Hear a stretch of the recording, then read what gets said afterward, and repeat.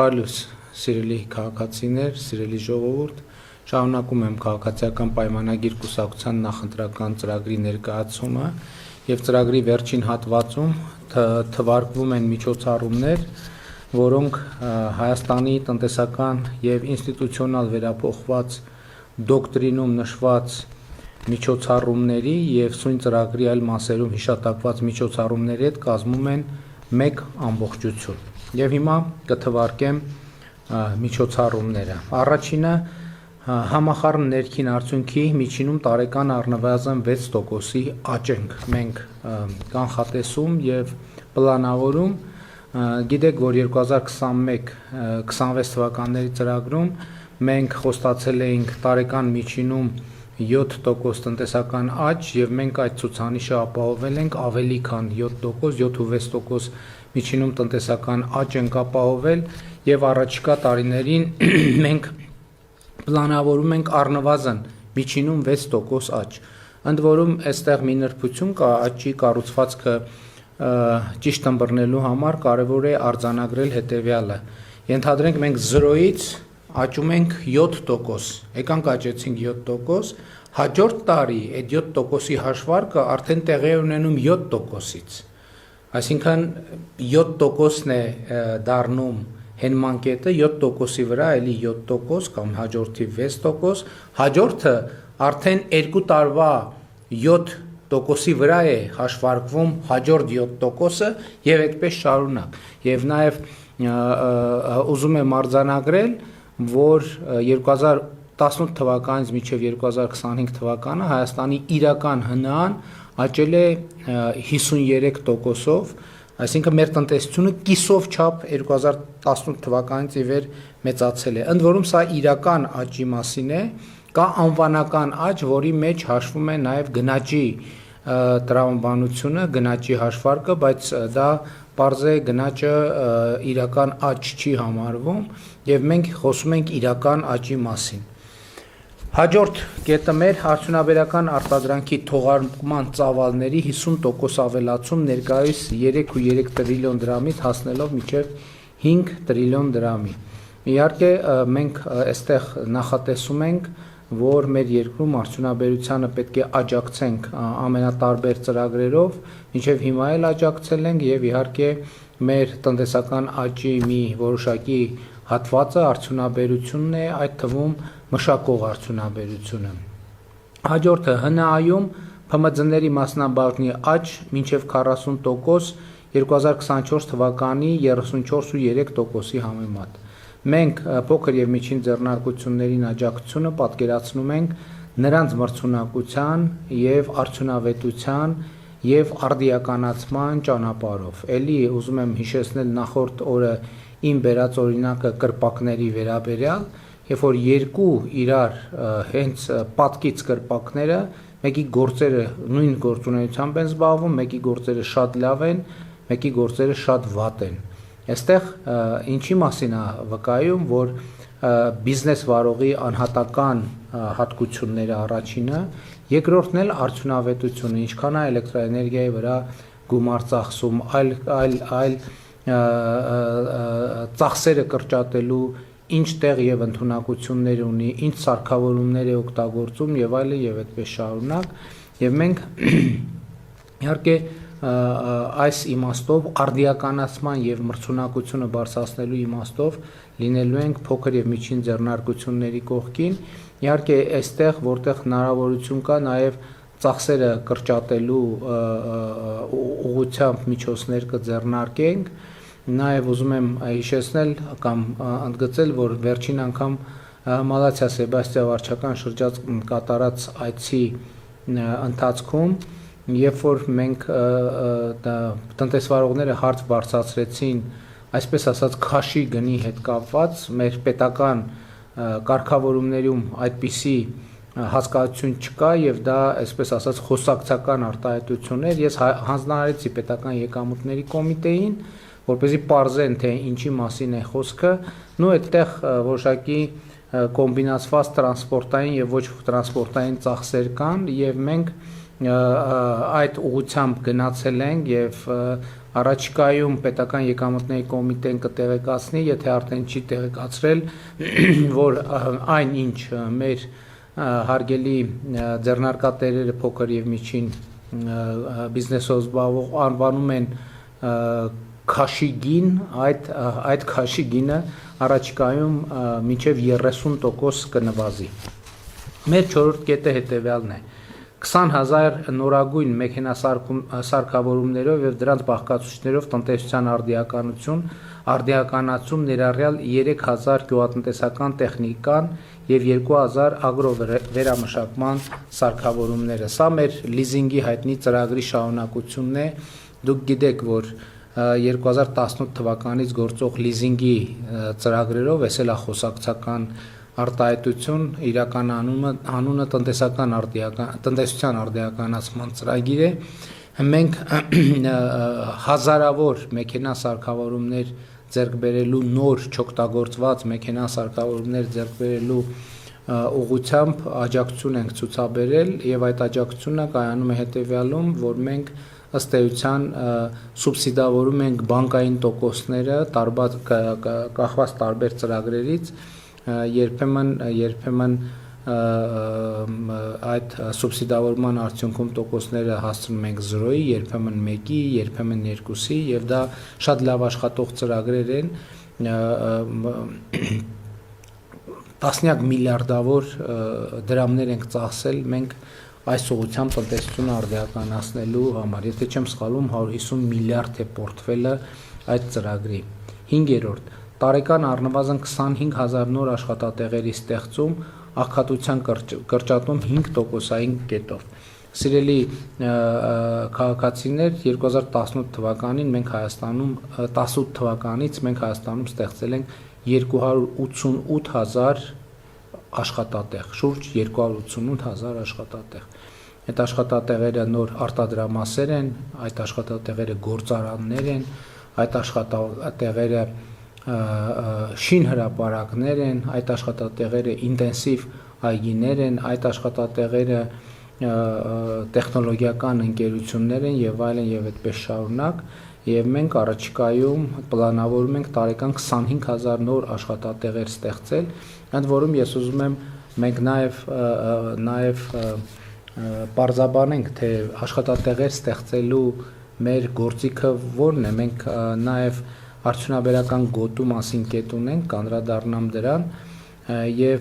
բայց ավելի լավ այդ կետում անդրադառնամ, թե ինչպես ենք մենք պատկերացնում մասնավորապես աշխատատեղերը ստեղծելը արդյունաբերության ոլորտում եւ այդպես շարունակ։ 6-րդ կետը առողջության համընդհանուր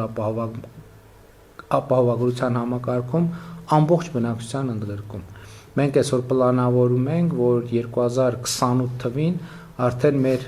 ամբողջ բնակչությունը ներգրավված կլինի առողջության ապահովագրության համակարգում, ընդ որում ուզում եմ հիշեցնել, որ կենսաթոշակառուները եւ սոցիալական որոշակի խմբերը եւ երեխաները առողջության ապահովագրության համակարգ ներառվում են պետական բյուջեից ուղիղ վճարումներով, իսկ մյուսները որոշակի վճարումներ են անում, այդ թվում նաև համընդհանուր հայտարարագրման համակարգով առողջապահության վրա արված այդ ծախսը որպես սոցիալական կրեդիտ հետ ստանալու հնարավորությամբ։ 7-րդ կետը հաշմանդամություն ունեցող 2000 անձի անձնական օգնականի ծառայության ապահովում։ Մենք, ինչպես գիտեք, էականորեն բարեփոխել ենք հաշմանդամություն ունեցող անձանց օգնականների ծառայությունը եւ նաեւ աշխատավարձեր ենք նշանակել եւ նաեւ հնարավորություն ենք տվել, որ հարազատները այդ գործառույթը իրականացնել եւ մենք առաջիկա շրջանում այդպիսի եւս 2000 օգնականի ծառայության ապահովում ենք պլանավորում։ 8-րդը կենսաթոշակների ինդեքսավորում այնպես, որ միջին փաստացի կենսաթոշակը ցածր չլինի նվազագույն սպառողական զամբյուղից։ Արդեն գիտեք, որ բարեբախտաբար հիմա մեր մոտ միջին կենսաթոշակը գերազանցում է սպառողական զամբյուղը եւ սա պատմական նորություն է, պատմական փոփոխություն է Հայաստանում սոցիալական ապահովության բնագավառում։ Մենք նախորդիվ նվազագույն թոշակը համապատասխանեցինք նվազագույն պարենային զամբյուղին, որը նշանակում էր, որ այդ գումարով պետք է թոշակառուն իր մեկ ամսվա անհրաժեշտ կալորիա, այսպես ասած մինիմալ անհրաժեշտ կալորիան կարողանա ապահովել, եւ հիմա արդեն մի քանի տարի անց ներառյալ կենսաթոշակների հետ վճարի համակարգը մենք կենսաթոշակը պահում ենք, միջին կենսաթոշակը բարձր ենք պահում, բարձրացրել ենք արդեն երբեմն 10%-ով նվազագույն սպառողական զամբյուղից։ Հիմա մենք ինչ ենք ասում ենք, իհարկե գնաճային երևույթներ կլինեն, դա անխուսափելի է, մենք կենսաթոշակները 2028 թվականից սկսած, որպեսզի նախորդ շրջանի գնաճային հաշվարկները ամբողջական լինեն, կինդեքսավորենք այնպես, որ կենսաթոշակը այլևս Հայաստանում նվազագույն սպառողական զամբյուղից ցածր չի լինի։ Իհարկե կաշխատենք նաև ըստ հնարավորի, ըստ մեր համատեղ աշխատանքի, ըստ մեր վերցրած ՀԴՄ-ների, ըստ մեր վճարած հարկերի, ըստ մեր կատարած աշխատանքի, նաև հնարավորության դեպքում բարձրացնել ավելի թոշակը, բայց նաև ուզում եմ մի հարցի անդրադառնալ, վերջին օրերին շատ բուռն քննարկումների տեղիք է տալիս իմ այն արտահայտությունը, թե ավելացված թոշակով այն, որ ապրիլի 1-ից ավելացրել ենք, մեր թոշակառուները կարող են լառնակա, օրինակ, տոմս գնել ինքնաթիռի, որովհետև տոմսերի արժեքները տատանվում են 2 եվրո, 5 եվրո, 10, 15 եվրո եւ այլն, եւ դա բուռն քննարկումների տեղիք է տվել, թե ինչքանով է նման արտահայտություն անելը կոռեկտ, ես հիմա ասեմ ինչու է կոռեկտ։ Վերջին շրջանում, երբ որ մենք մարզերով այցելություններ ենք անում, բազմաթիվ թոշակառուներ մեզ ասում են հետևյալը, որ մենք նախկինում 30,000, 40,000 դրամ ծախսում էինք առողջության ապահովագրության վրա, դեղերի վրա, իսկ այժմ առողջության ապահովագրության առկայության պայմաններում այդ գումարները մնում են մեր գրպանում։ Հիմա ես ուզում եմ ասել հետևյալը, որ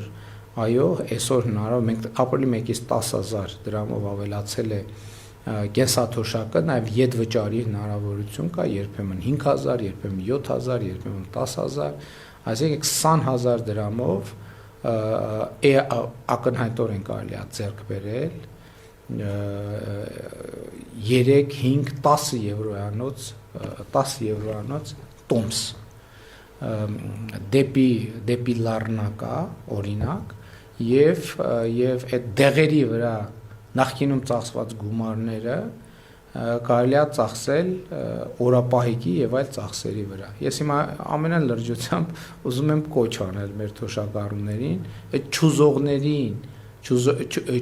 չուզողներին ի հակառակ ես կոչ եմ անում, որպեսզի մեր թոշակառուները այդ դեղերի գումարները մի կողմ դնեն եւ առաջիկա ամռան ընթացքում օգտվեն առիթից կամ գուցե օգոստոսին, աշնան, սեպտեմբերին, երբ որ սեզոնը այդպես ակտիվ չի, եւ այո, սկսեն ճամփորդել, որովհետեւ ես կարծում եմ, որ ինչպես աշխարհի շատ երկրների թոշակառուներն են վարվում, մեր թոշակառուներն էլ արդեն շատ քիչ, շատ համեստ ծավալներով կարող են սկսել ճամփորդել։ Մենք ընդհակառակը հիմա մենք հետադարձ հիպոթեկի մասին օրենքը երբ որ ընդունենք, մեր թոշակառուները շատ ավելի հանգիստ եւ շատ ավելի վստահ կարող են ճամփորդել, եւ ես մեր թոշակառուներին կոչ եմ անում չլսել այդ չուզողների ձայները, որոնց կանխավարկածն է, որ թոշակառուն թոշակի տարիքի անցավ պետք է տանը նստի, առավելագույն շարժման միջավայրը այդ բակն է եւ բակի զրուցարանը եւ այդպես շարունակ։ Ոչ, սիրելի թոշակառուներ, հենց իմ նշած 150,000 մարդ այս տրամաբանության մեջ գտնվող այսօր Հայաստանում կա, ելի եմ ասում, որ նախկինում 30, 40, 50,000 դրամ ծախսում էր դեղերի վրա, հիմա առողջության ապահովագրությունը massամբ կամ ամբողջությամբ այդ ծախսերը հոգում է եւ այսօր Հայաստանում կարելի է 2, 3, 5 եվրոյով ավիատոմս գնել իհարկե այստեղ նաեւ անհրաժեշտ է որոշակի հմտությունների տիրապետել on-line տոմս գնելու եւ մենք կարող ենք մտածել այդ մասին արդեն այո սա շատ կարող է մեր նախորդիվ պատմության դիտանկյունից շատ տարօրինակ է հնչում, բայց ես մեր այդ խմբի բոլոր թոշակառուներին կոչ եմ անում անպայման մտածել այդ մասին։ 9-րդ կետը մեր նախընտրական ծրագրի միջոցառումների հետևյալն է. Թրամփի ուղի հանուն միջազգային խաղաղության եւ բարեկեցության ներդրումային նախագծի իրագործման աշխատանքների մեկնարկ առնվազն երկաթուղային էլեկտրահաղորդման ենթակառուցվածքի գործարկում մենք առաջիկա տարիներին մենք 2026 թվականին արդեն համոզված եմ գետնի վրա կսկսենք աշխատանքները եւ իմ հաշվարկով ամենաարագը կլինի էլեկտրահաղորդման գծերը շահագործման հանձնելը եւ միջայլոց սա էլ այս նախագիծն էլ բազմաթիվ աշխատատեղեր է ստեղծելու եւ ես հույս ունեմ որ մենք կապահովենք աշխատատեղերը Հայաստանի Հանրապետության քաղաքացիների միջոցով եւ ընկերությունները ստիպված չեն լինի այլ երկրներից աշխատուժ ներգրավել։ Հաջորդը 10-րդը Գյումրի-Թուրքիայի սահման եւ Երաս-Նախիջևան սահման երկաթգծի հատվածների վերակառուցում։ Մենք նույնպես սա շատ արագ 1-1.5 տարվա ընթացքում կանենք։ 11-րդը Զվարթնոց օդանավականի երկրորդ տերմինալի կառուցում մինչև 2033 թվականը տարեկան ուղևորահոսքի թողունակության ավելացմամբ։ Սիրելի քաղաքացիներ, ուզում եմ իմանաք, որ Զվարթնոց օդանավականի երկրորդ տերմինալի կառուցումը ել հնարավոր չի լինի հետաձգել, որովհետև ըստ էության մեր օդանավակայանում համարյա թե այնպիսի խցանումներ են ինչպես Երևան քաղաքում պիկ ժամերին եւ մեր օդանավակայանը հազիվ է շատ լարվածությամբ է կարողանում ուղևորահոսքերը ապահովել եւ ըստ էության այն պլանային թվերը, որոնք նախատեսված են եղել օդանավակայանի այս տերմինալի համար, ըստ էության այդ թվերին կամ արդեն շատ մոտ են երբեմն էականորեն գերազանցում են։ 12-րդ կետը Սյունիք օդանավակայանի վերակազմավորում որպես միջազգային օդանավակայան։ Մենք Սյունիք օդանավակայանին կապանի պետք է տանք միջազգային օդանավակայանի կարգավիճակ եւ այդ գործընթացը արդեն սկսվել է, եթե իհարկե որոշակի չափի օդանավեր Սյունիք օդանավակայանը հիմա էլ կարողանում է ընդունել եւ եթե անհրաժեշտություն լինի նաեւ որոշակի թռիչքուղու կարողությունների մեծացման ուղղությամբ աշխատանքներ կիրականացվեն, որ เป զի ավելի մեծ օդանավեր ընդունելու հնարավորություն ունենա եւ մեր հաշվարկները ցույց են տալիս, որ Սյունիք օդանավակայանը նաեւ միջազգային թռիչքներ իրականացնելու բավականին մեծ պոտենցիալ ունի։ Հաջորդ կետը 13-րդ Մեղրի ագարակ անցման կետի սահմանային արդիականացում յուրաքանչյուր ուղղությամբ 5 անցուղով գործող 2-ի փոխարեն։ Բագրատաշենի անցման կետի արդիականացում յուրաքանչյուր կողմում 10 անցուղով, այսինքն մենք եւ հարավային եւ հյուսիսարևելյան սահմանային անցման կետերը պետք է ընդլայնենք, որովհետեւ ակնհայտորեն նաև ապրանքաշրջանառությունը, տրանսպորտային շրջանառությունը մեծանում է եւ մենք պետք է համապատասխանաբար զբաղվենք դրանով։ 14-ը 4 թունելների, Քաջարանի թունելի կառուցման, Դիլիջանի թունելի կառուցման, Բարգուշատի թունելի կառուցման, Պուշկինի թունելի վերակառուցման աշխատանքների մեկնարկ 2033-ին ավարտելու նպատակադրումով։ Այստեղ շփոթություն չկա, Դիլիջանի թունելի դեպքում մենք խոսում ենք կառուցման մասին, ես հանձնարարական էի տվել, որպեսզի Դիլիջանի թունելը ժամանակակից չափանիշներով մենք արդիականացնենք եւ երբ որ գնացինք այդ ճանապարհով, պարզվեց, որ ժամանակակից ստանդարտներով թունելը անպայման պետք է ունենա երկրորդ վթարային անցուղի եւ ստացվեց այնպես, որ մենք արտիականացնելու համար այսպես թե այնպես երկրորդ թունելը պետք է կառուցենք այդտեղ եւ մեր հիմա մտածածն է որ մենք կառուցել ուրեմն միանգամից եղած թունելը կունենա պահեստային տարբերակ իսկ արդեն հիմնական թունելը մենք 0-ից կկառուցենք որը կհամապատասխանի բոլոր ժամանակակից պահանջներին Բարգուշատի թունելի կառուցման աշխատանքի հետ կապված ես հույս ունեմ, որ առաջիկա մայիս ամսվա սկզբին մենք արդեն փաստաթուղթ կստորագրենք, Քաջարանի թունելի աշխատանքներ իրականացվում են, մենք մեր այցի ընթացքում արդեն ցույց ենք տվել եւ Պուշկինի թունելի վերակառուցման աշխատանքներն էլ կիրականացնենք։ 15-րդ կետը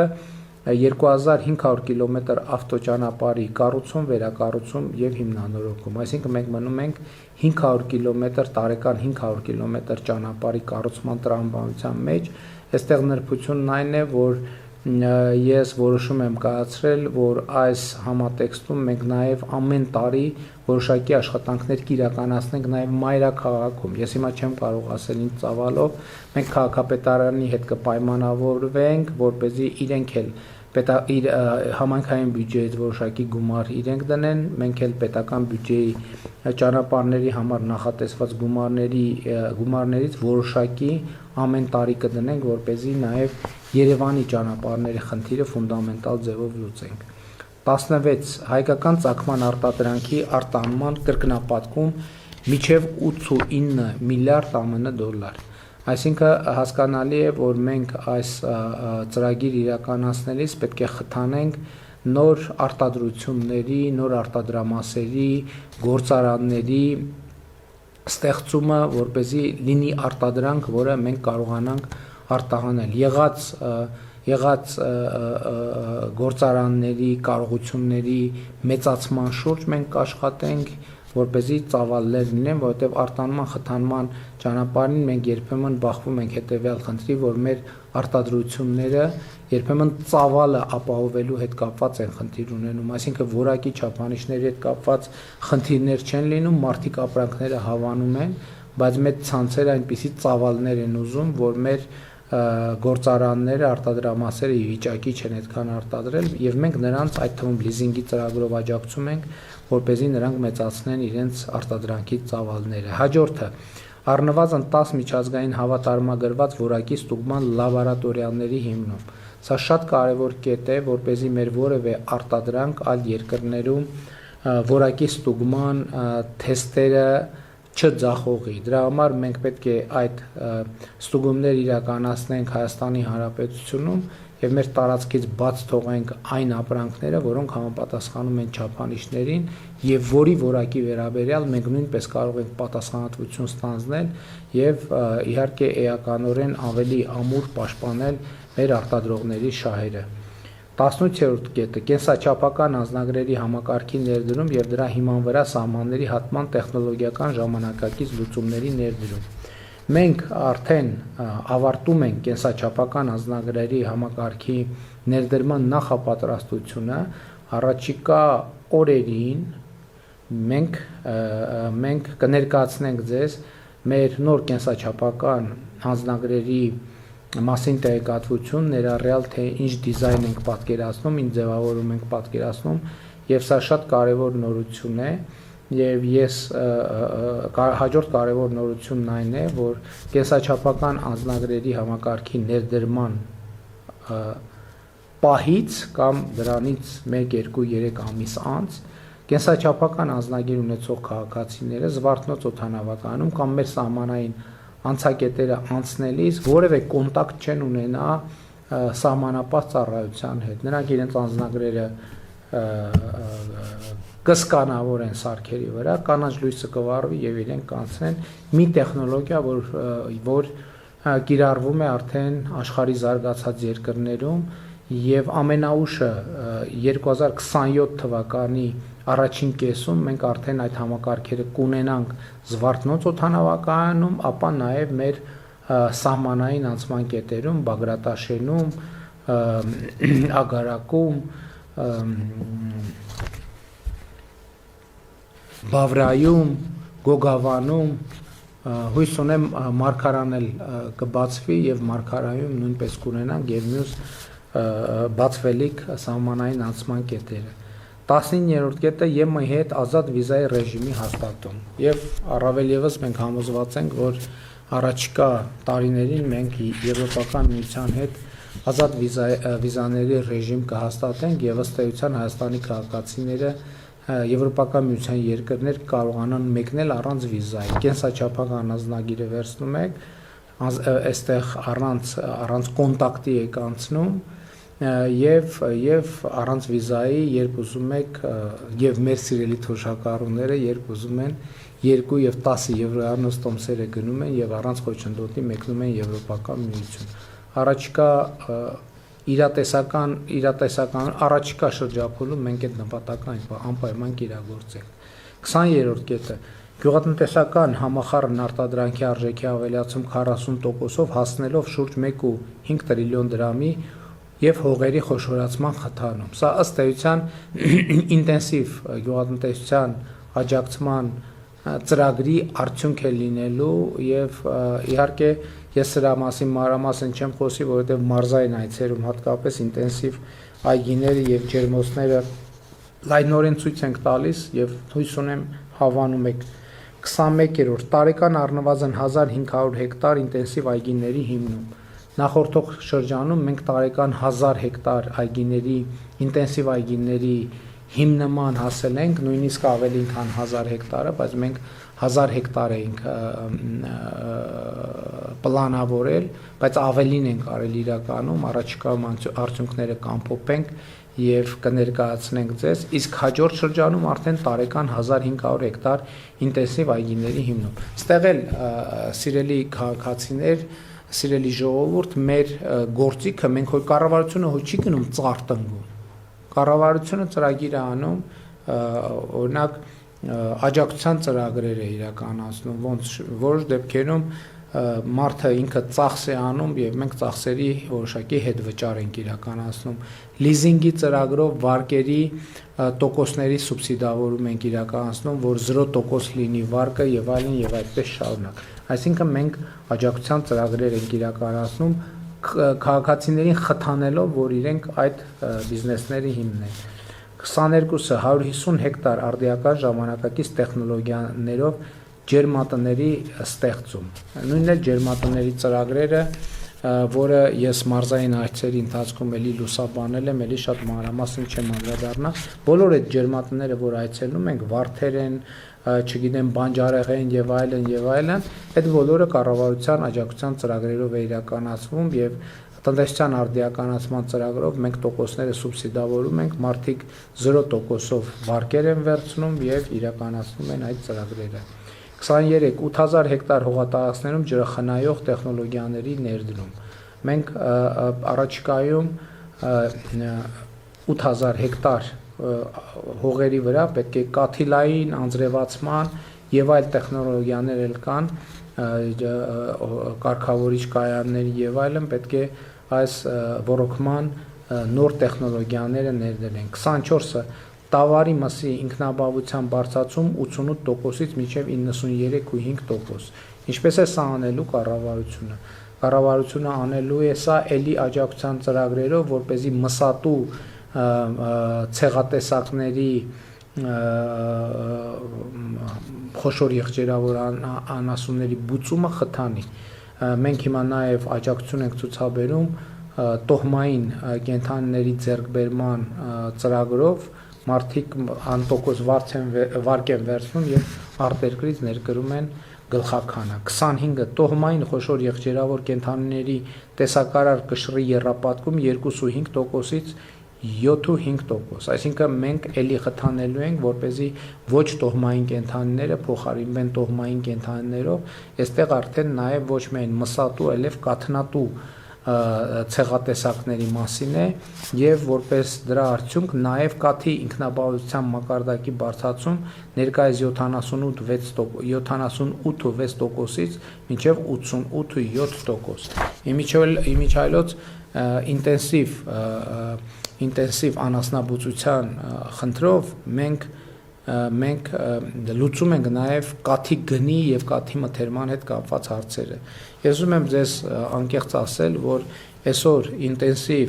անասնաբուծության տեխնոլոգիաներով արտադրված կաթը ոչ մթերման խնդիր ունի, ոչ գնի խնդիր ունի։ Այդ կաթը երբեք 200 դրամից ներքև չի իջնում դրա գինը, որովհետև ինքը որակական չափանիշներով էականորեն ավելի լավն է եւ մենք պետք է շարունակենք խթանել, որպեսզի մեր սիրելի գյուղացիները այս ուղղությամբ գնան եւ այս ուղղությունը զարգանա։ Տոհմային մանր եղջերավոր կենդանիների տեսակարար կշռի եռապատկում 2.5%-ից 7.5%-ի։ Մենք նախորդ շրջանում էլ ոչխարաբուծության եւ այծաբուծության շատ ինտենսիվ ծրագրեր ենք իրականացրել,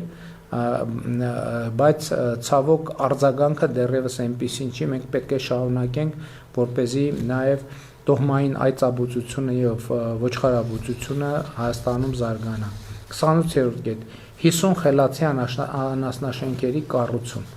եւ մենք այս ընթացքում առնվազն համոզվել ենք, որ սա լավ ծրագիր է, ճիշտ ծրագիր է եւ մենք պետքա շարունակենք այս ծրագիրը առաջ մղել։ 29-ը երկու գյուղատնտեսական լոգիստիկ կենտրոնների ստեղծում։ Այս այլ վերաբերվում է գյուղատնտեսական մթերքի իրացման խնդիրներին եւ գյուղացիները մեզ շատ են մոտենում եւ ասում են, որ իրականում տարբեր շուկաներում հայտնի գյուղատնտեսական իրենց շահերը ոտնահարվում են եւ այլն եւ այդպես շարունակ եւ մենք պետք է երկու մեծ գյուղատնտեսական լոգիստիկ կենտրոններ ստեղծենք, որպեսզի գյուղացիներից ուղիղ մթերվեն արդեն ոչ թե վերամշակման, այլ հենց բնամթերքի ձևով վաճառվելու ենթակա միրգը բանջարեղենը,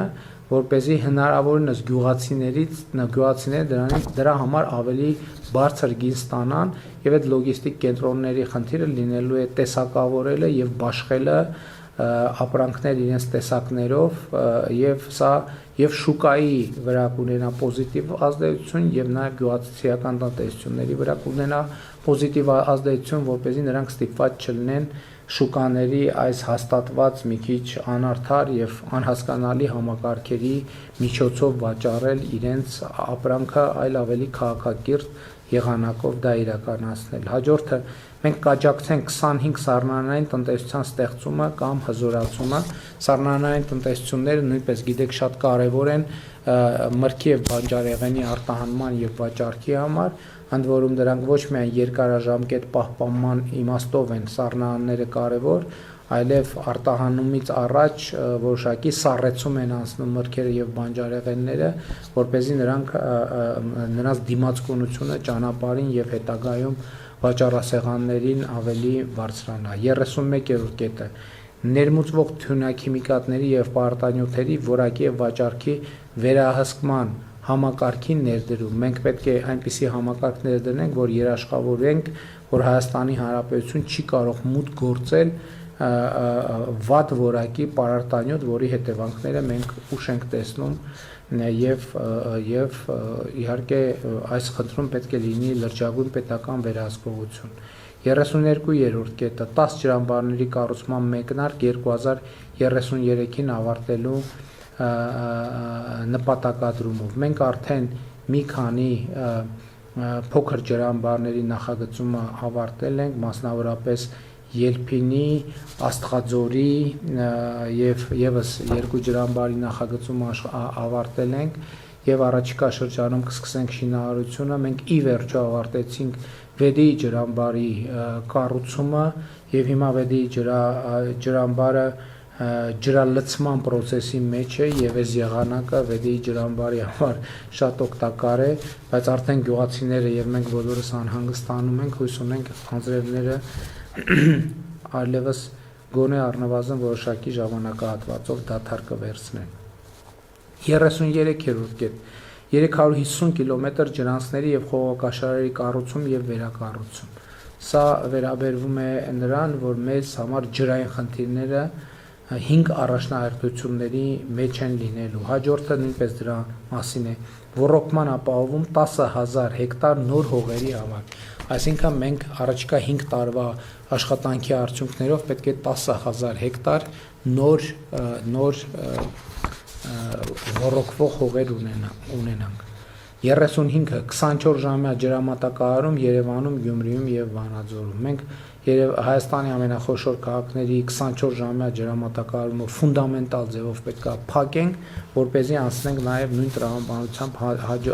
հաջորդ բնակավայրերին։ 36-րդ կետը 50 առողջապահական կազմակերպությունների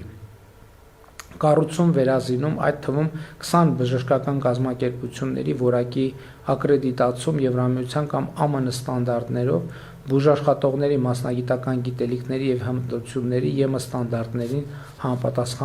համապատասխանեցման գործընթացի մեկնարկ։ Իհարկե մենք առողջապահական այս փուլում 50 առողջապահական հաստատությունների կառուցում, վերակառուցումը, հիմնանորոգումը կավարտենք եւ նաեւ կսկսենք նոր 59-ը, այստեղ հիմնական հատվածով խոսք է գնում ամբուլատորիաների մասին նաեւ բազմաթիվ գյուղերում մեր սիրելի հայրենակիցները բարձրացնում են ամբուլատոր հասանելիության հարցը եւ մենք այդ հարցը անպայման կլուծենք։ 37-րդ կետ UEFA-ի չափանիշներին համապատասխանող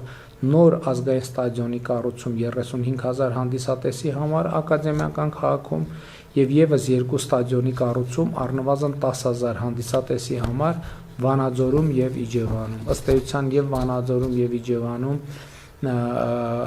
ստադիոն կառուցելու գործընթացը մեկնարկած է եւ նաեւ մեծ ազգային ստադիոն կառուցելու վերաբերյալ մենք բանակցությունները սկսել ենք եւ այս ուղղությամբ պետք է լուրջ միջոցներ ձեռնարկենք։ 38 Սպորտի միջազգային քարտեզում Հայաստանի դիրքի ամրապնդում յուրաքանչյուր տարի առնվազն 2 օլիմպիական մարզաձևերի միջազգային առաջնությունների եւ մրցաշարերի կազմակերպման միջոցով։ Այսինքն տարին առնվազն 2 կամ Եվրոպայի կամ աշխարհի առաջնություն պիտի ունենանք նախորդ շրջանում իհարկե դուք տեսել եք թե այս առումով ինչ ինտենսիվ է մեր մարզական կյանքը վերջերս հրաձգության Եվրոպայի առաջնությունը տեղի ունեցել նաև ծանրամարտի Եվրոպայի առաջնությունը, սամբոյի աշխարհի առաջնություն, բանակային խաղեր եւ այլն եւ այդպես շարունակ։ Միջայլոց առաջիկայում 2027 թվականին նախատեսում ենք հյուրընկալել մարմնամարզության Եվրոպայի առաջնությունը, որը պետք է տեղի ունենա Ալբերտ Ազարյանի անվան մարմնամարզության դպրոցում, որի կառուցումը շատ ինտենսիվ ընթացքի մեջ է։ Նրանք, ովքեր Ծիծեռնակաբերդի խճուղով երթևեկում են, Հրազդան մարզադաշտի մոտ այդ ինտենսիվ շինարարությունը, որ երևում է, դա հենց Ալբերտ Ազարյանի անվան մարզադպրոցի կառուցումն է։ Առնվազն, իմիջիայլոց առաջիկայում նաև ծանրամարտի աշխարհի առաջնությունն ենք հյուրընկալելու, եթե չեմ սխալվում 2027 կամ 28 թվականին։ Արդեն դա այդ որոշումները արդեն իսկ կայացված են։ Առաջիկայում էլի հետաքրքիր որոշումներ են լինելու, բայց հիմա ես չեմ կարող ուղղակի դրա մասին ասել։ 39 առնվազն 30%-ում ներգնաց զբոսաշրջիկների թվի աճ 2031 թվականին 3 միլիոն հասնելու նպատակադրումով, այսինքն մենք 2031 թվականին 3 միլիոնի ենք ուզում հասնել զբոսաշրջիկների թիվը, հիմա 2 միլիոնը արդեն գերազանցում ենք ամեն տարի, մեզ մնում է, որ 3 միլիոնի ցուցանիշը գերազանցենք։ 40 Մշակութային զբոսաշրջության խթանում յուրաքանչյուր տարի առնվազն 2 համաշխարհային աստղերի հյուրախաղերի կազմակերպման միջոցով։ Դուք հիշում եք մեծ սկանդալը կապված Snoop Dogg-ի համերգի հետ, որը արդյունքում լավ եղավ, որ մենք հետևական գտնվեցինք եւ նախորդ մրցույթը շահած ընկերությունը նույնպես հետևական գտնվեց, ինչի համար շնորհակալություն եմ հայտնում եւ արդյունքում մենք ստացանք մի հսկայական նշանակության իրադարձություն Ջենիֆեր Լոպեսի համերգը Երևանի Հանրապետական մարզադաշտում եւ մենք հիմա հետեւյալ որոշումն ենք կայացրել ամեն տարի պետական բյուջեով մենք հատկացում ենք իրականացնելու մրցութային կարգով առնվազն 2 համաշխարհային աստղերի համերգներ են կազմակերպելու Հայաստանի Հանրապետությունը։ Հիմա բոլոր մեր հայրենակիցներին, ովքեր ասում են, թե մենք բյուջեում ավել փող ունենք, մենք էլ աստղ ենք հրավիրում, ուզում եմ ասել հետևյալը, որ մեր բոլոր հաշվարկները ցույց են տալիս, որ երբ որ այդ գումարը մենք ներդնում ենք այս նպատակի համար, այդ գումարի ծախսման արդյունքում այնքան զբոսաշրջիկներ են գալիս եւ այնքան գումար են ծախսում, որ Հայաստանի Հանրապետությունը լիուլի ամբողջությամբ հետ է բերում այդ գումարը։ Մի մասը ուղիղ վերադառնում է պետական բյուջե, մի մասն էլ այլ գնում է փոքր եւ միջին բիզնեսին կամ բիզնեսներին ընդհանրապես, տաքսիներին եւ այլն եւ այդպես շարունակ, եւ այս գումարը իրականում մենք ծախսում ենք նույնպես Հայաստանի Հանրապետության քաղաքացիների համար։ Էլ չեմ ասում, որ Հայաստանի իմիջն է բարելավում դրանով եւ որը իր հերթին այդ համերգներից դուրս մեծացնում է զբոսաշրջիկների հոսքերը եւ նաեւ այս միջոցով մենք պետք է զբոսաշրջիկների թիվը հասցնենք 3 միլիոնի։ Հաջորդը ՅՈՒՆԵՍԿՕ-ի համաշխարհային ժառանգության նախնական ցանկում 5 հուշարձանների եւ հիմնական ցանկում 1 նոր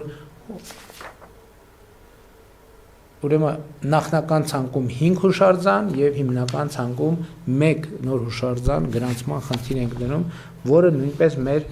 զբոսաշրջության ծավալները մեծացնելու է։ Եվ իհարկե մեր մշակութային ժառանգության արձանագրումը որպես միջազգային ժառանգության, համաշխարհային ժառանգության մաս նույնպես կարևոր է։ 42-րդ կետը 7 զբոսաշրջային կլաստերների ստեղծում Գյումրի, Դիլիջան, Գորիս, Ջերմուկ, Արենի, Եղեգիս, Դվին։ Մենք այդտեղ հատուկ ներդրումային ծրագրեր ենք իրականացնելու, որպեսզի նշված համայնքները ավելի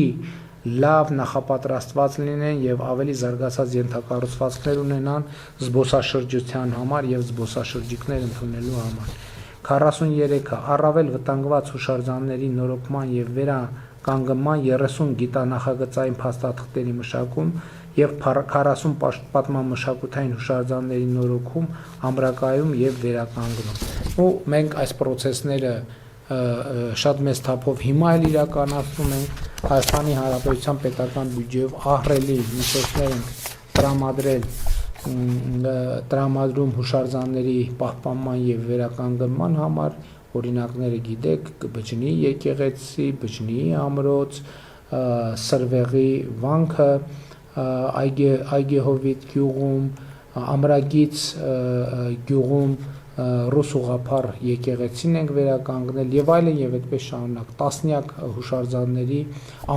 Ամբերտ ամրոցն ենք վերականգնում, Լորի Բերտ ամրոցում ենք ամրակայման եւ վերականգնման աշխատանքներ իրականացում, Բաղաբերդում ենք պեղումներ իրականացնում, որի արդյունքում նաեւ վերականգնման աշխատանքներ կիրականացվեն եւ այդպես շարունակ։ 44 Հայաստանի պատմության թանգարանի ցուցադրական մակերեսի ստորգետնյան ընդլայնում Հանրապետության հրապարակի հնարվայրի ընդգրկմամբ։ Դուք գիտեք, որ Հանրապետության հրապարակի տակ կա հնավայր, եւ մենք ուզում ենք այդ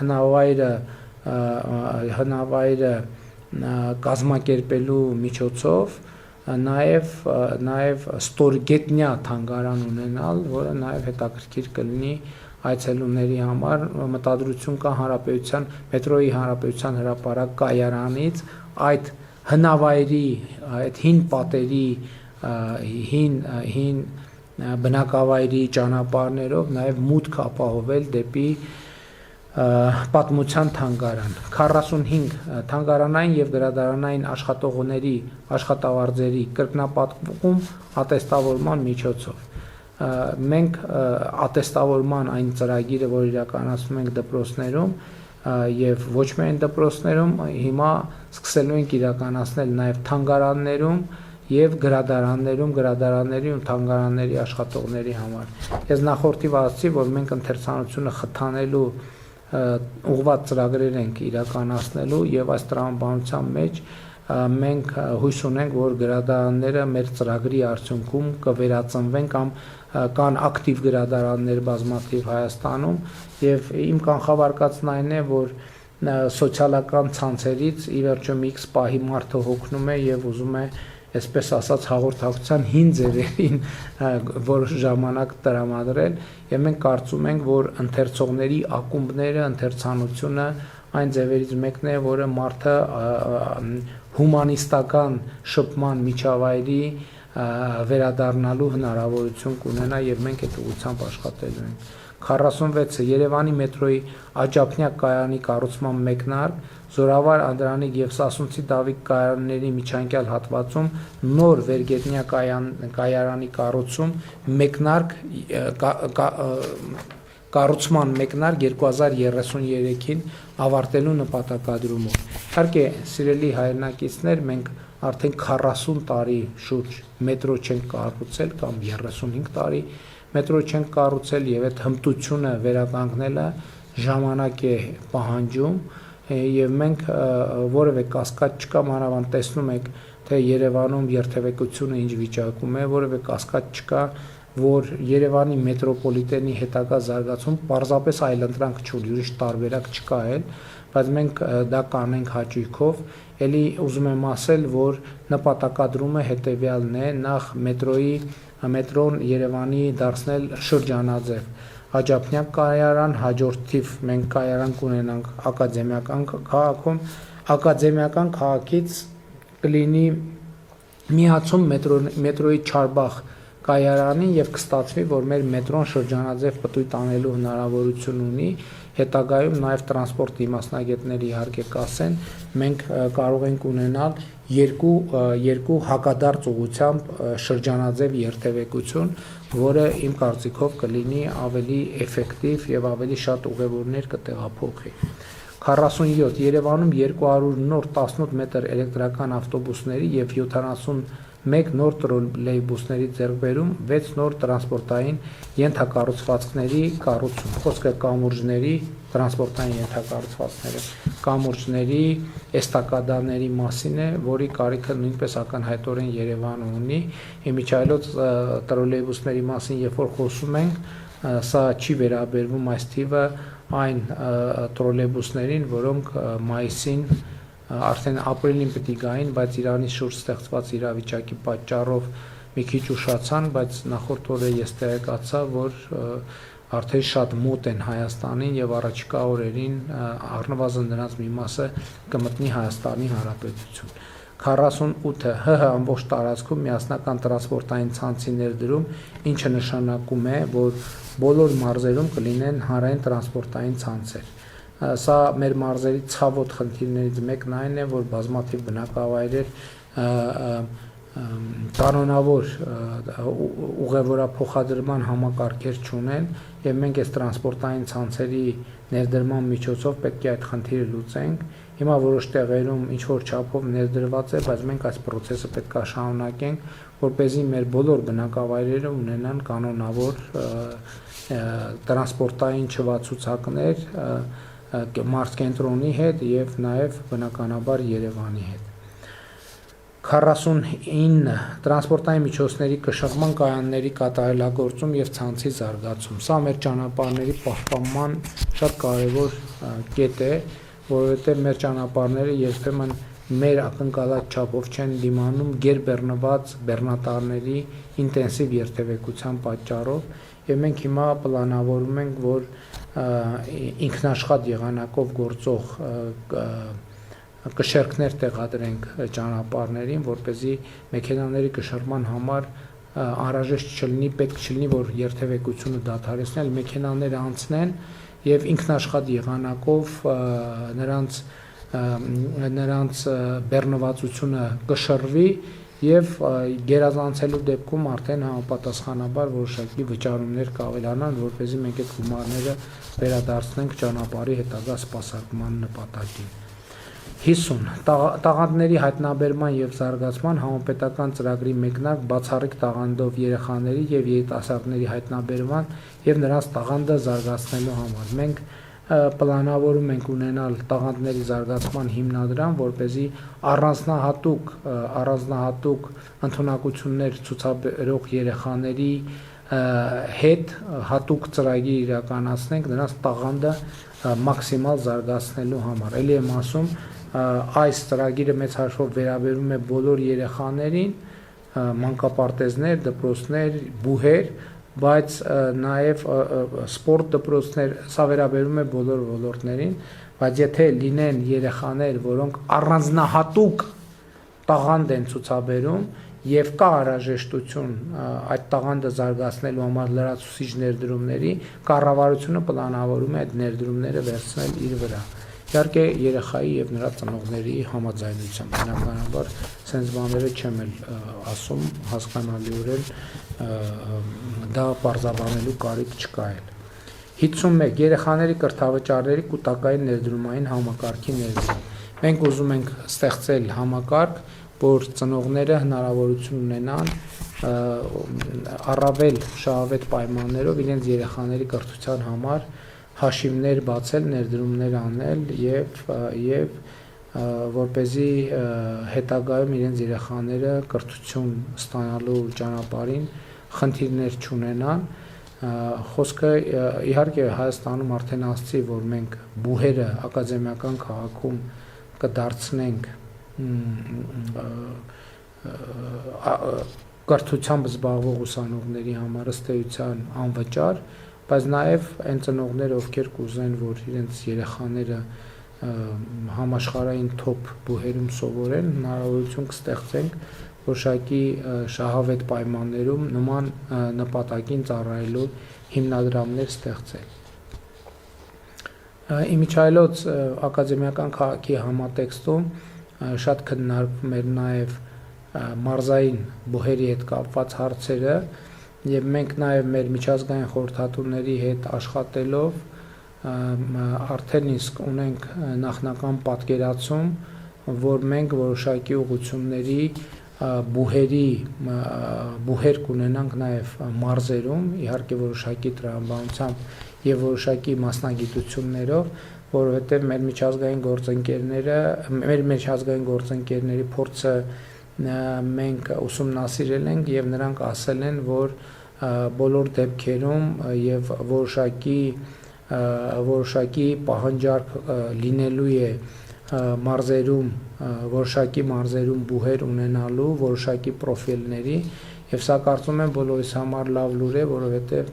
մենք մարզերում նաև որոշակի մասնագիտություններով բուհեր կունենանք, որոնք դուրս կլինեն ակադեմիական քաղաքից, բայց դա հետագայում ավելի մանրամասն մենք այդ թեմային կանդրադառնանք։ Հայաստանի տարբեր համայնքներում եւս 30 երիտասարդական կենտրոնների ստեղծում։ Էլի մանրամասներ չեմ ասի, որովհետեւ եւ նոյեմբերանում եւ Աղավնաձորում եւ Արարատ համայնքում մենք երիտասարդական կենտրոններ այցելել ենք, տեսել ենք, որ նրանք նորմալ աշխատում են։ Մենք այս ծրագիրը կշարունակենք եւ եւս 30 տեղում 30 համայնքներում կստեղծենք երիտասարդական կենտրոններ, ավելի ճիշտ կաջակցենք կենտրոնների ստեղծմանը։ 53 100 կոմբինացված մարզահրապարակների կառուցում հանրապետության բոլոր համայնքներում։ Այս կետի հեղինակները երեխաներն են, ում հետ մեր շփումները վերջին մարտ ամսվա ընթացքում, ապրիլ ամսվա ընթացքում նրանք ձևավորեցին պահանջարկ եւ մենք պարտավորվում ենք 100 համայնքներում ստեղծել կոմբինացված մարզահրապարակներ ֆուտբոլի եւ մինի ֆուտբոլի եւ բասկետբոլի։ Մենք իհարկե տեղադիրքերը կընտրենք այնպես, եթե մոտակայքում չկա դպրոց նորակառույց, որտեղ երեխաները կարողանան զբաղվել սպորտով, մենք անպայման սա կիրականացնենք։ Կարծում եմ 100-ը շատ լավ թիվ է, որպեսզի մենք հանրապետությունում ըստ էության առնվազն առաջին մեծ պահանջարկը բավարարենք։ 54 լեզվի ոլորտում պետական հստակ հայեցակարգի սահմանում եւ իրագործում, բարձրացնելով հայերենի թվային կենսունակությունը, հայերենի առցած դասավանդման եւ ստուգման գործիքակազմերի, հայերեն շտամարանների եւ թվային բառարանների զարգացման միջոցով։ Այս ծրագրի նպատակներից մեկն էլ այն է, որպեսզի արհեստական բանականությունը հնարավորինս բարձր որակով կարողանա աշխատել հայերեն եւ ընդհանրապես թվային հարթակներում հայերեն սովորելու պլատֆորմները եւ մեխանիզմները զարգանան։ 55 նորագույն տեխնիկական կարգավորումներին օտար լեզվով ՀՀ-ում իրավական ուժ տալու իրավական հնարավորության նախատեսում 1 տարվա ընթացքում հայերեն թարգմանելու պայմանով։ Սիրելի քաղաքացիներ, շատ գիտեք, որ տեխնոլոգիաները զարգանում են, իրենց հետ բերում են նոր հասկացություններ, նոր տերմիններ եւ երբեմն այդ կարգավորումները տեղայնացնելու համար մենք ունենում ենք մի խոչընդոտ, պարզապես թարգմանելը չի ստացվում, որովհետև հայերենում դեռևս այդ բաները տերմինաբանությունը չկա։ Հիմա մենք ինչ ենք ասում ենք որոշ կարգավորումներ մենք Հայաստանում ներդրենք տեխնոլոգիական ոլորտների եւ նաեւ որոշակի ժամանակ մենք տրամադրենք մինչեւ հայերենում այդ նոր բառերը կձևավորվեն եւ թարգմանությունը հնարավոր կլինի, որպեսզի տեխնոլոգիական ներդրումների համար մենք այս խնդրի պատճառով խոչընդոտներ չստեղծենք։ 56 երկրի դիտարկման 2 եւ հեռահաղորդակցության 1 տիեզերական արբանյակի ձեռքբերում եւ շահագործում։ Մենք պետքա մինչև 2031 թվականը ունենանք 3 արբանյակ երկրի ուղեծրում, որպեսզի մեր հեռահաղորդակցության եւ նաեւ մեր երկրի տարբեր կարիքների համար օգտագործելու, այդ թվում գյուղատնտեսության, գյուղատնտեսական հողերի մշակման եւ վիճակագրության, այդ թվում մինչև հիմա օրինակ Հայաստանում բանավեճեր կան, թե Հայաստանում ինչքան խաղողի այգի կա, ինչքան ծիրանի այգի կա, արբանյակային նկարները եւ արհեստական բանականությունը մի օրվա ընթացքում այդ թվերը մեզ կտան եւ անընդհատ ցանկացած պահի, երբ որ մենք ուզենանք, այդ թվերը կունենանք։ Նույնը վերաբերվում է ենթակառուցվածքներին, ճանապարհները ինչ վիճակում են, անտառները ինչ վիճակում են եւ այլն եւ այդպես շարունակ։ Հետևաբար մենք պլանավորում ենք ունենալ 2 + 1 արբանյակ, մեկը հեռահաղորդակցության, երկուսը դիտարկման, այսինքն որպեսզի մենք կարողանանք մեր ենթակառուցվածքներին, նաեւ մեր երկրի տարբեր խնդիրներին արբանյակից հետևել, տիեզերքից հետևել։ 57 կիբերպաշտպանության ազգային կենտրոնի ստեղծում եւ տեխնիկական եւ կիբերանվտանգության կարողությունների զարգացում։ Նախորդ օրերին ես այս թեմայով խոսել եմ բազմիցս։ 58 թվայնացման հանրային ծառայությունների միասնական մուտքի հարթակում տվյալը մեկ անգամ սկզբունքի հիման վրա օգտագործողների թվի շարունակական աճի ապահովում մինչև 300,000 մարդ։ Սա ինչ է նշանակում, որ մենք այս համակարգով քաղաքացուց տվյալը մի անգամ ենք ուզելու, հետագա ամբողջ կյանքի ընթացքում ինքը ինչ պետական մարմին գնա, այնտեղ որտեղ փաստաթուղթ եւ այլ տվյալներ են պահանջվում, քաղաքացուց այլևս ոչ մի տվյալ չպետք է ուզեն, որովհետեւ այդ տվյալները արդեն ներբեռնված կլինեն եւ հասանելի կլինեն պետական մարմիններին։ 59 պետական եւ տեղական ինքնակառավարման մարմիններում միասնական նույնականացման ծածկագրերով, հասկացություններով, սահմանումներով եւ դասակարգումներով թվայնացված վարչական ռեգիստրների ձևավորման ամբողջականացում եւ դրանց հիման վրա ինտեգրված միասնական պետական վարչական տեղեկատվական համակարգի գործարկում 2031 թվականին։ Սա էլ թվայնացման թեման է, արդեն համայնքների մակարդակում մենք էլի ուզում ենք այնպես անենք, որպեսզի համայնքներում մարդկանց այդ աշխատանքում թղթահարությունը հասցվի 0-ի եւ մարդիկ անընդհատ տեղեկանքներ տանել բերելու անհրաժեշտություն չունենան։ 60-րդ կետ խաղային ոլորտի մոնիթորինգային կենտրոնի ամբողջության գործարկում մինչև 2027 թվականը։ Սա մի ծրագիր է, որը պետք է պետության համար տեսանելի դարձնի բոլոր խաղադրույքները, բոլոր շահումները եւ բնականաբար այստեղից նաեւ առաջացող հարկային պարտավորությունները, ինչը ըստ էության կզրոյացնի ստվերը խաղային ոլորտում։ Կապիտալի 61 կապիտալի շուկայի արժեքի կրկնապատում 2025 թվականի 664 միլիարդ դրամի համեմատությամբ 2031 թվականին հասնելով 1.3 տրիլիոն դրամի։ Սա մեր կապիտալի արժեթղթերի շուկայի մասին է եւ մենք նրա զարգացմամբ շատ շահագրգռված ենք, որպեսզի առաջինը քաղաքացիները ներդրնելու հնարավորությունները ներդրնելու հնարավորություն ունենան ոչ միայն բանկերում, այլև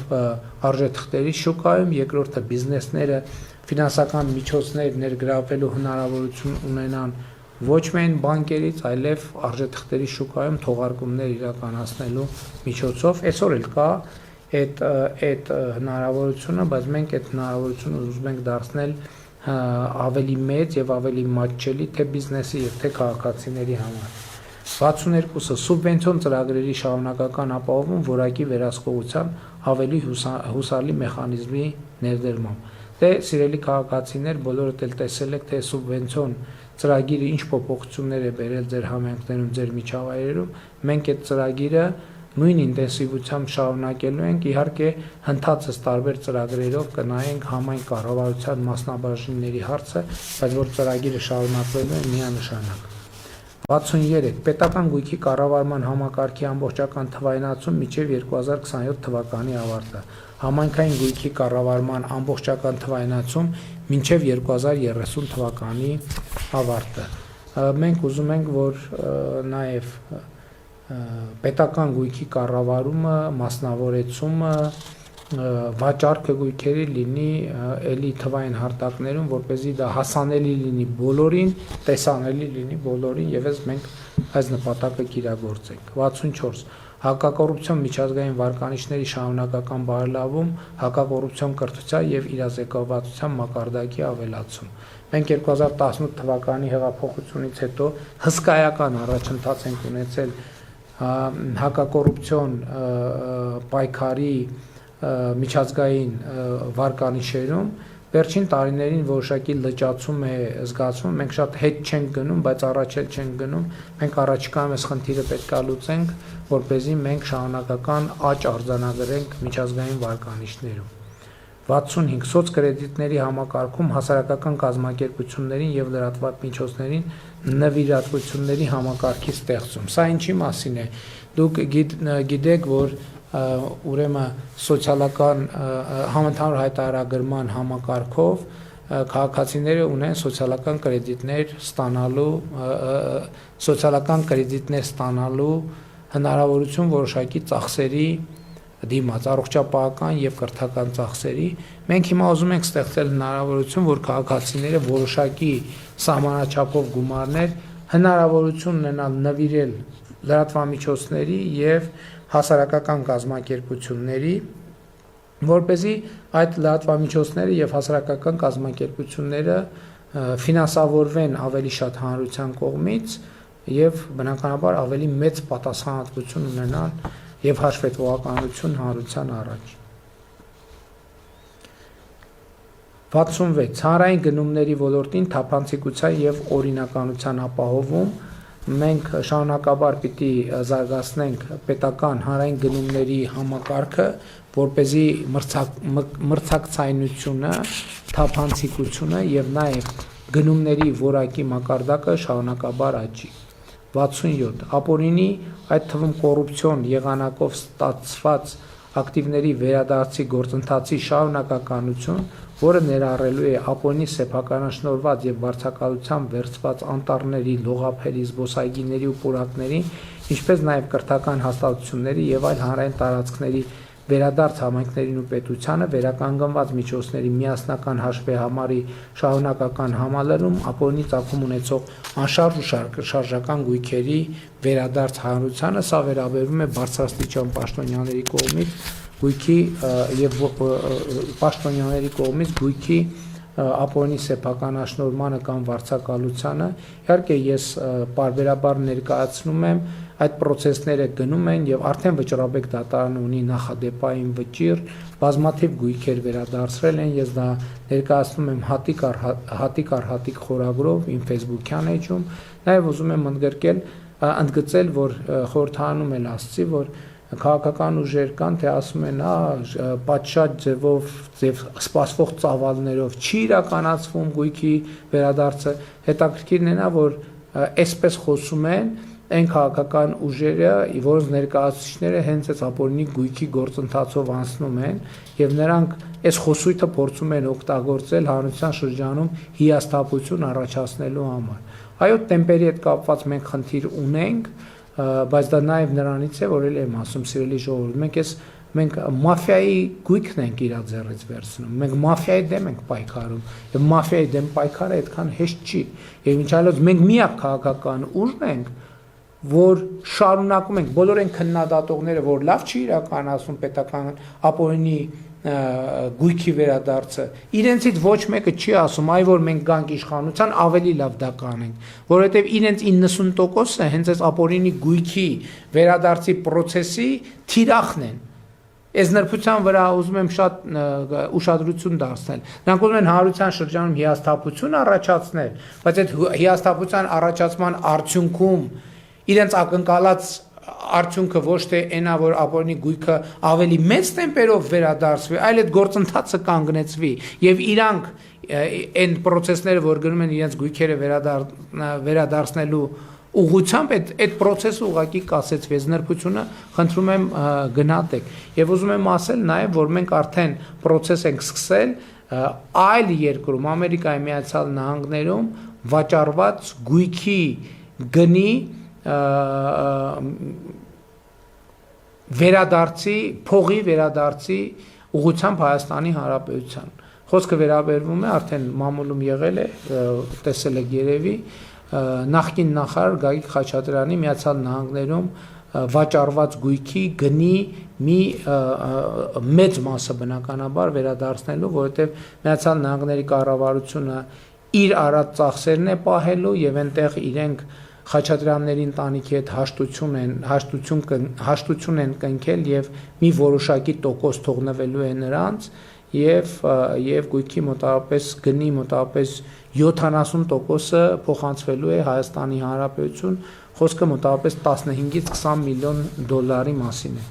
68 պետական ֆինանսների կառավարման թվայնացման համակարգի ամբողջական ներդրում։ Սա նրա մասին է, որ մենք թվային ճանապարհով ավելի ամբողջական տեսնենք պետական ծախսերը ոնց են արվում, ինչ արդյունավետությամբ են արվում, կատարողականները, կառավարությունը, ֆինանսների նախարարությունը, վարչապետը, մենք բոլորս առցանց on-line ռեժիմով կարողանանք տեսնել, թե ինչպես են ընթանում պետական ծախսերը եւ ինչ որակով։ Ֆիսկալ դեֆիցիտի աստիճանական նվազում առավելագույնը մինչև հնայի 2%-ով։ Հարկեր հնա հարաբերակցությունը կկարողանա 26% մակարդակում։ Պարտքի սպասարկման տոկոսային ծախսերը բյուջեի եկամուտներում կնվազեն 12.1%-ից 2025 թվականի, առնվազն 2%-ային կետով ժամանակաշրջանի վերջում։ Այսինքն մենք այսպիսով իրականացնելու ենք Հայաստանի Հանրապետության պետական պարտքի աստիճանական նվազման գործընթաց, չնայած ելի եմ ասում, որ մեր պետական պարտք հնա հարաբերությունը գտնվում է միջին մակարդակում, այսինքն բոլոր միջազգային ստանդարտներով մենք պարտքի մակարդակով գտնվում ենք ընդհանրապես ոչ ռիսկային գոտում եւ կանաչ գոտում, որտեղ ընդհանրապես որևէ խնդրեմ չկա։ 70 դատարանների ընդհանուր միջին ծանրաբեռնվածության նվազեցություն առնվազն 30%-ով։ Նու մենք այստեղ բոլոր ջանքերը դնելու ենք, որպեսզի դատավարությունները հնարավորինս արագ հանգուցալուծվեն։ 71 դատական շենքերի եւ դահլիճների նոր ստանդարտի աստիճանական ներդրում։ Մենք կարծում ենք, որ արդարադատության մաս է, որ դատական process-ները տեղի ունենան ժամանակակից բոլոր պահանջներին համապատասխանող դահլիճներում եւ շենքերում եւ մենք լայնածավալ ծրագիր ենք իրականացնում սկսելու դատական նիստերի դահլիճների վերակառուցման, կառուցման, հիմնանորոգման ուղղությամբ, որպեսզի ապահովի նաեւ արդարադատության ֆիզիկական ենթակառուցվածքը։ 72 աղետների վաղ ազդարարման համակարգի ամբողջական ձևավորում, վտանգավոր հիդրոթերապևտաբանական երևույթների վաղ նախազգուշացման համակարգի հիմնում, այդ թվում գետերի մոդելավորում, կառավարման եւ ռիսկերի գնահատման թվայնացված համակարգի գործարկում։ Հիմա օրինակ այս օրերին մենք շատ լարված ենք, այսքան անձրև է գալիս, անընդհատ մոնիտորինգ ենք անում, այդ թվում ակնադիտական եղանակով գետերի վիճակը, որպեսզի հանկարծ շատ բարձրացումներ չլինեն։ Նույն մենք պետք է թվային համակարգներ դնենք, որպեսզի մեզ կառավարման կենտրոններում էլեկտրոնային թվային եղանակով բոլոր հնարավոր վտանգները մոդելավորվեն եւ վաղ ազդարարվեն, որպեսզի մենք այդ հնարավորությունը ունենանք կանխարգելելու պոտենցիալ վնասները։ 73 հանցավորության քրեաբանական, այդ թվում արհեստական բանականության կիրառմամբ, վերլուծական կառույցի ձևավորում, ոստիկանության գործունեության ստանդարտացում, թվային ոստիկանության ձևավորում։ Սա շատ կարևոր է, որովհետև արհեստական բանականությունը մեզ թույլ է տալիս միտեղ լցնել հանցագործությունների մասին ինֆորմացիան եւ արհեստական բանականությունը մեզ կարող է ցույց տալ չափանիշներ եւ որոշակի ընդհանուր գծեր, թե ինչպես ինչ պայմաններում են իրականացվում հանցագործությունները ավելի շատ։ Այսինքն օրինակ հանցագործությունների ինտենսիվությունը կապ ունի արդյոք եղանակի հետ, ինչի հետ կապ ունի, այլ ինչ տվյալ կա, եւ սա մեզ հնարավորություն կտա ավելի թիրախային զբաղվել հանցագործությունների կանխարգելմամբ, ռիսկային հատվածները, միջավայրերը, անձանց շրջանակը ավելի լավ պատկերացնելու միջոցով։ 74. Ատոմային նոր էներգաբլոկի կառուցման ծրագրի մեկնարկ մինչև 2027 թվականի ավարտը իրականացնելով նոր միջուկային էներգաբլոկի տեխնոլոգիայի ընտրություն։ Այսինքն 27 թվականի ավարտին մենք ըստ էության արդեն վերջնական որոշում պետք է ունենանք, առնվազն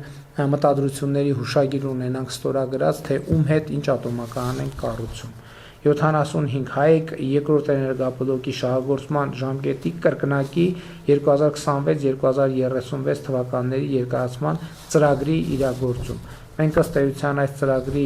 աշխատանքները սկսել ենք եւ մենք դա հաջողությամբ կհասցնենք իր տրամաբանական ավարտին։ 76.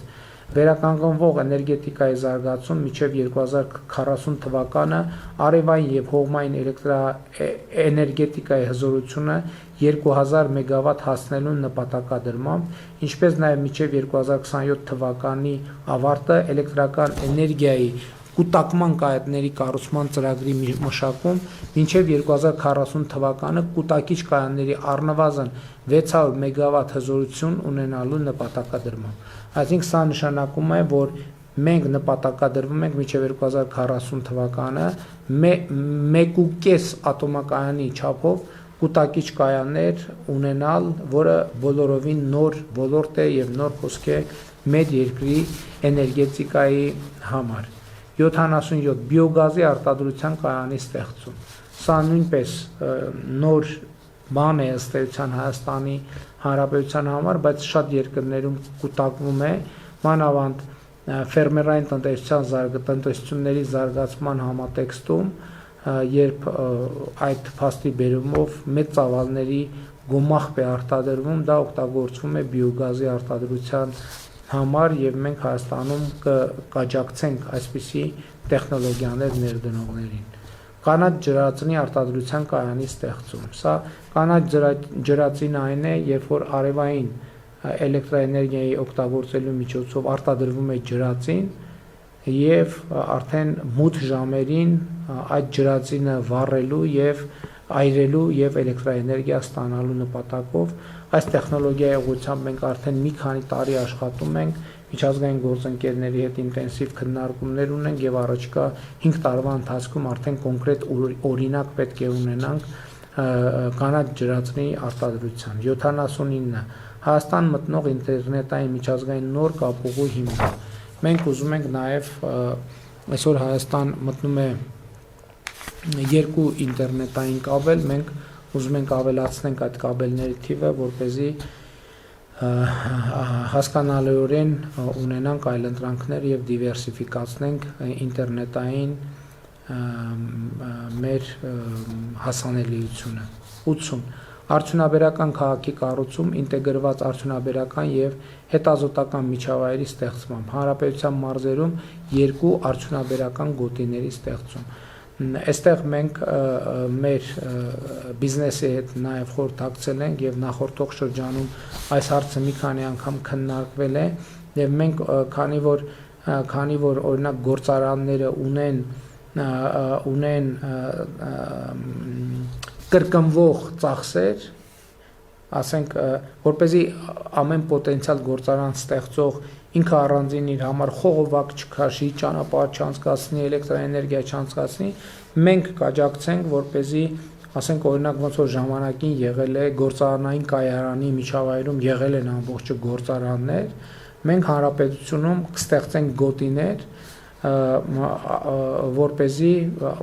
երկու մարզերում եւ գուցե նաեւ Երևանի մերձակայքում, որտեղ արտադրություններ հիմնելը կլինի ավելի գրավիչ, որովհետև ներդրողները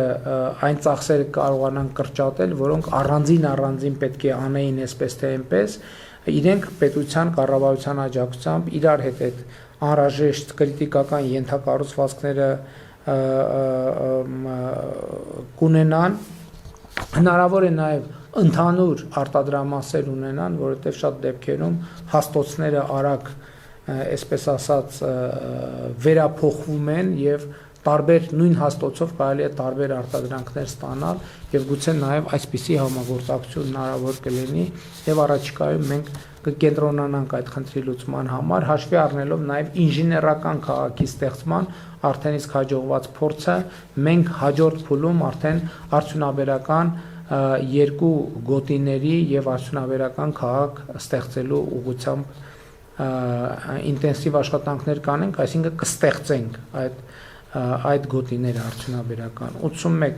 բազային եւ թեմատիկ շերտերով հագեցած ազգային տարածական տվյալների ենթակառուցվածքների հասանելիություն պետական եւ համայնքային մարմիններին, իրավաբանական եւ ֆիզիկական անձանց, ինչպես նաեւ ազգային գեոպորտալում 12 բազային շերտերի տվյալների կիրառմամբ վերլուծական բաց հասանելի գործիքների ներդնում։ Սա մի շատ կարևոր ծրագիր է, որտեղ մենք ազգային գեոպորտալում մեր հանրապետության մասին բոլոր տվյալները իհարկե տարբեր շերտերով եւ տարբեր հասանելիությամբ ունենում ենք, բոլոր խողովակաշարերը, բոլոր էլեկտրահաղորդման գծերը, բոլոր ճանապարհները, կոյուղու բոլոր ամբողջ համակարգը եւ այլն, իհարկե էլի ասում եմ, այս շերտերի մի մասը կլինի գաղտնի, հասանելիություն չեն ունենա շատերը, բայց կլինեն նաև բաց շերտեր, որպեսզի ասենք ցանկացած քաղաքացի այդ թվում իր կադաստրային քարտեզի հետ կապված գործառույթներ կարողանա իրականացնել առցանց ռեժիմով։ 82-ը Հայաստանի Հանրապետության տարաբնակեցման եւ տարածքային կազմակերպման գլխավոր նախագծի մշակում եւ ընդունում։ Սա ինչի համար է, որպեսզի մենք հիմա շատ է խոսվում հողերի նշանակության փոփոխության մասին եւ այլն, շատ բարդություններ են լինում, մերժումներ են լինում, սա կապված է նրա հետ, որ մենք ընդհանուր առմամբ պետքա պատկերացում ունենանք, թե մեր հանրապետության տարածքի որ հատվածը ինչ ֆունկցիա պետքա ունենա, որտեղ մենք պետքա հստակ նշենք, որ այս հատվածը լինելու է գյուղատնտեսական եւ այդ հատվածներում ընդհանրապես հողի նշանակության փոփոխության հնարավորությունը բացառենք, բայց պետքա լինեն նաև այլ նշանակության կառուցապատման համար նախատեսված տարածքներ, արտադրության համար նախատեսված տարածքներ, որպեսզի ներդրումներ անելիս թե գյուղատնտեսության, թե այլ ոլորտներում ներդրողները լրացուցիչ քաշքշուկների առաջ չկանգնեն եւ իրենց համար էլ տեսանելի լինի սկզբանե, թե տվյալ տարածքի հողերը ինչ նշանակություն ունեն եւ արդյոք իրենք ունեն հնարավորություն այդ ներդրումը իրականացնելու կամ այդ ուղղությամբ ներդրումը որ գոտիներին եւ որ տարածքներում ներդնելու հնարավորություն կունենան, որը կծախսի ներդրումների համար անհրաժեշտ ծախսերը եւ նաեւ տեսանելի կդարձնի, հասկանալի կդարձնի նաեւ մարդկանց ներդրումային հնարավորությունները, սահմանափակումները կամ միտեղ տարածքները գյուղատնտեսական են, մյուս տեղում արդյունաբերական, մյուս տեղում կառուցապատման, երրորդ տեղում 60 հոդվածի հողեր են, որոնք որևէ օտարման չեն ենթարկվում եւ այլն եւ այսպես շարունակ։ 83 քաղաքաշինական նորմերի եւ ստանդարտների ներդաշնակեցում ԵՄ նորմերի շինարարության ներառյալ ճանապարհաշինության նոր ստանդարտի սահմանում։ Սա շինարարության եւ շին հրապարակների որակի մասին է։ 84 Երևանի Կոնդ թաղամասի քաղաքաշինական միջավայրի արդիականացման ծրագրի իրականացման մեկնարկ։ Արդեն իսկ Կոնդի վերակառուցման նախնական նախագիծը կա եւ մենք առաջիկայում այս ուղղությամբ աշխատանքները կինտենսիվացնենք։ 85 Երևանի Կասկադ մշակութային հանգույց ճարտարապետական ներդրումային ծրագրի իրագործում մինչև 2031 թվական։ Այս ներդրումային ծրագիրը կառավարությունը ընդունել է եւ մինչև 2031 թվականը պետք է ավարտենք։ Նորագյուղի Downtown Երևան քաղաքաշինական ներդրումային ծրագրի իրականացում մինչև 2036 թվականը, բայց մենք արդեն հաջորդ տարվա մեջ այս ներդրումային ծրագիրը կսկսենք։ 87 Դալմայի քաղաքային այգում բնահեն լուծումներով կառուցում, Մայրաքաղաքի կանաչ ֆոնդի ավելացում 230 հեկտարով, Երևանում Հրազդանի կիրճի ռեկրեացիոն գոտու ստեղծման աշխատանքների մեկնարկ 2036-ին ավարտելու նպատակադրումով, Երևանի Նոր Մարաշ վարչական շրջանում առնվազն 7 հեկտար քաղաքային անտառ պուրակի ստեղծում։ Արդեն շատ խոսուն է լրացուցիչ մեկնաբանության անհրաժեշտություն չեմ տեսնում, Երևանում կանաչ գոտիները պետք է էականորեն ավելանան։ 88 Սևանի առափնյա տարածքի քաղաքաշինական եւ տնտեսական ներուժի վերագնահատում, առավելագույն օգտագործում, բնապահպանական ժամանակակից ստանդարտներին համապատասխան։ Այս թեմայի մասին էլ ենք խոսել, որ Սևանի շուրջ պետք է լինեն, ինչպես ընդունված է ասել, էկո-ֆրենդլի ներդրումներ, որպեսզի դրանից Սևանը ոչ միայն չտուժի, այլև Սևանի ջրի որակը եւ ընդհանրապես Սևանի պահպանման խնդիրը հիմնահարցը ավելի շատ, այսպես ասած, սեփականատերեր ունենա, որ ավելի շատ մարդիկ շահագրգռված լինեն Սևանի մաքրությամբ, որովհետեւ դրանից կախված է լինելու նաեւ իրենց տնտեսվարում է իրենց բիզնեսը։ 89 ամեն հաջորդ տարի Սևանալճից 5 միլիոն խորանարդ մետրով պակաս ջրառ, այսինքն ամեն տարի մենք Սևանից ավելի պակաս ջուր վերցնենք եւ սա շատ կարեւոր խնդիր է։ 90 էկոպարեկային ծառայության կողմից ժամանակակից հսկողական տեխնոլոգիաների միջոցով ՀՀ ամբողջ տարածքում 24/7 ռեժիմով անտառների եւ բնության հատուկ պահպանվող տարածքների պահպանություն, կենսաբազմազանության պաշտպանությանն ու զարգացմանն ուղղված միջոցառումների իրականացում, այսինքն մենք էկոպարեկների ծառայությունը ամբողջությամբ առաջիկա 5 տարվա ընթացքում կիրականացնենք հանրապետությունում։ Կենսաբանական անվտանգության եւ մարդու առողջության վրա շրջակա միջավայրի, կլիմայի փոփոխություն, օդ, ջուր, ազդեցության կառավարման համակարգի ներդրում, շրջակա միջավայրի ճառագայթային մոնիտորինգային ինքնաշխատ համակարգի ընդլայնում, միջազգային չափանիշներին համապատասխան մթնոլորտային օդի որակի համապատասխան մոնիտորինգի համակարգի ստեղծում, 16 ժամանակակից դիտակայան ռեֆերենս լաբորատորիա ունենալու միջոցով, շրջակա միջավայրի ճառագայթային մոնիտորինգի 24/7 ռեժիմով աշխատող ցանցի ընդլայնում 2028 թվականին։ Իհարկե օդի եւ ճառագայթային վիճակի անդադար մոնիտորինգ պետք է լինի եւ դրանից բխող միջոցառումների ձեռնարկում, որպեսզի մենք օդի որակի հետ կապված խնդիրները ֆունդամենտալ ձևով հասկանանք։ 92 Բնակարանային ֆոնդի ռենովացիա, շենքերի տանիքները, կանաչ շնչող տանիքների վերափոխման ծրագրի իրականացում, վթարային շենքերի խնդրի լուծման ներդրումային ծրագրի խթանում։ Մենք հիմա առաջինը վթարային շենքերի հարցը պետք է լուծենք, ասել եմ, ներդրումային ծրագրերի միջոցով եւ նաեւ շենքերի տանիքների խնդիրը պետք է լուծենք։ Մենք նպատակ ունենք շենքերի տանիքները վերածել նաև ժամանակակից լուծումներով այնտեղ որտեղ հնարավոր է կանաչ տարածքների, որը Երևանում հատկապես կծառայի, նույնպես կծառայի օդի որակի եւ կանաչ տարածքների ընդլայնման նպատակին։ 93 ՊՆ համակարգում 2000-ականներից ձևավորված երկարամյա զինծառայողների, զինթոշակառուների, զոհված եւ հաշմանդամություն ձեռք բերած զինծառայողների բնակարային պարտավորությունների լիարժեք մարում, այսինքն 2000-ականներից հերթացուցակետ ձևավորվել երկարամյա զինծառայողների, զինթոշակառուների, զոհված եւ հաշմանդամություն ձեռք բերած զինծառայողների բնակարանային պարտավորությունների մենք հիմա հույս ունեմ առաջիկայում կառավարության որոշումը կընդունենք 4 տարվա ընթացքում այս բնակարանների հարցերը լուծելու ենք։ 94 հասանելի բնակարան բոլորին պետական բնակարանային քաղաքականության գաղափարախոսության ձևավորում եւ ներդրում։ Մենք սկսելու ենք սոցիալական բնակարանաշինություն, իհարկե փոքր ծավալներից կսկսենք, հետո կտեսնենք հետագա ընթացքը։ 95 3000 նոր տան կառուցում սահմանամերձ եւ այլ գյուղական բնակավայրերում, այսինքն մենք 16 միլիոնի ծրագիրը զարգացնելու ենք եւ դարձնելու ենք ավելի նպատակային եւ թիրախային։ 96 1000 նոր սոցիալական բնակարանների ապահովման ծրագիր, սա նույնպես իմ ասած նախորդ ծրագրի շարունակությունն է, այսինքն հասանելի բնակարանը մի քիչ ավելի ապահոված խավի համար է, իսկ սոցիալական բնակարանը ավելի պակաս ապահոված խավի համար։ 97 Ղարաբաղից տեղահանված 10,000 ընտանիքների բնակ ապահովում։ 98 բազմազավատ ընտանիքների բնակարանային ապահովման պետական աջակցության ծրագրի ընդունում։ 99 Սփյուռքի հետ հարաբերությունների վերաֆորմատավորում համահայկական, մասնագիտական, իրավաբանական, առողջապահական, ձեռնարկատիրական եւ այլ երիտասարդական ուսանողական ցանցերի ընդլայնում, զարգացում, ստեղծում եւ նրանց հետ համագործակցության խորացում։ Այն տրամաբանության, որ այդ համագործակցության հիմքում առանցքում պետքա լինի Հայաստանի Հանրապետությունը եւ Հայաստանի Հանրապետության զարգացման շահերը։ 100 Սփյուռքի պետականակենտրոն կազմակերպությունների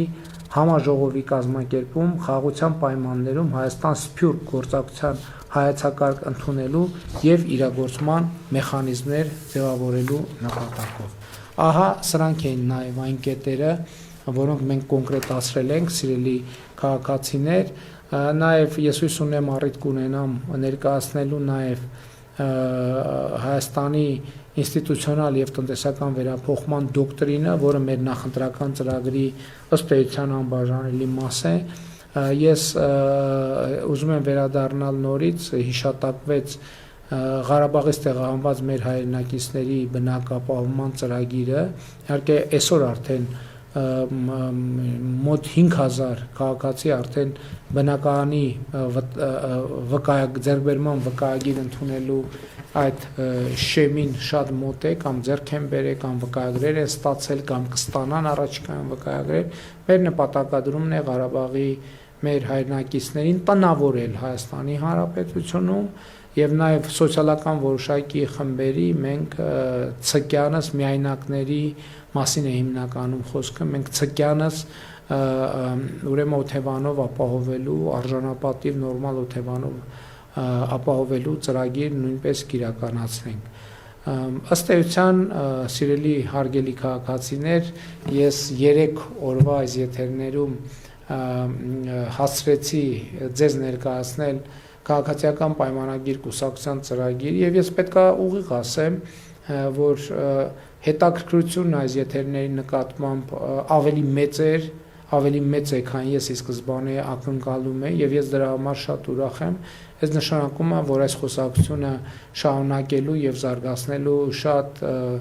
լավ եւ անհրաժեշտ նախադրյալները կան, այնպես որ առաջիկայում մենք այս բոլոր կետերի եւ այլ կետերի մասին առավել մանրամասն կխոսենք, գուցե այս ձևաչափով, գուցե անմիջական շփումների միջոցով, գուցե նախընտրական քարոզարշավի ընթացքում տեղի ունեցող հավաքներով, հանդիպումներով, հարց ու պատասխանով եւ այդպես շարունակ։ Լավ եղեք, սիրում եմ բոլորիդ, մինչ նոր հանդիպում։